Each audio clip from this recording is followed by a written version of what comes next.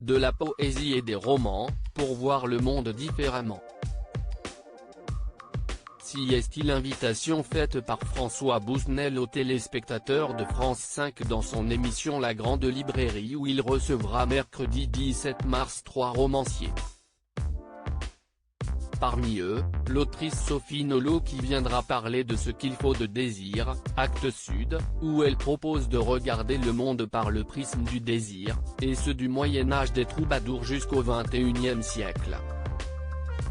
De son côté, Henri Gougaud viendra avec J'ai pas fini mon rêve, édition Albin Michel, où le romancier occitan viendra témoigner de sa vie, de son enfance à Carcassonne pendant l'occupation à son expérience de la radio, en passant par la vie d'artiste à Paris, où il fut paroglier pour Gréco, Ferrat ou Reggiani.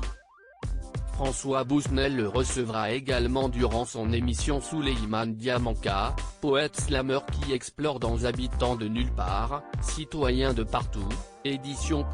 Une poésie orale qui est un appel à l'amour, à la tolérance et à la connaissance de l'autre. L'occasion également pour la Grande Librairie de diffuser un reportage dans le cadre du grand concours de lecture à voix haute ouvert à tous les collégiens et lycéens, où l'on suivra Franck Bouis parti à la rencontre d'élèves du collège Rolina de Brive-la-Gaillarde, en Corrèze.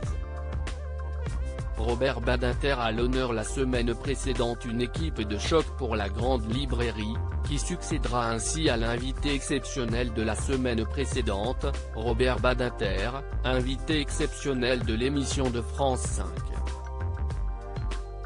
L'ancien ministre de la Justice, connu pour son combat pour l'abolition de la peine de mort, était venu présenter Théâtre 1, son nouveau livre aux éditions Fayard. Dans cet ouvrage, l'avocat, passionné par la littérature, évoque son amour pour le théâtre et dévoile surtout des ébauches de pièces qu'il a écrites au cours de sa vie. J'ai toujours aimé le théâtre. Au lendemain de la guerre, j'ai découvert son pouvoir d'envoûtement du troisième balcon où se juchaient les étudiants, expliquait-il.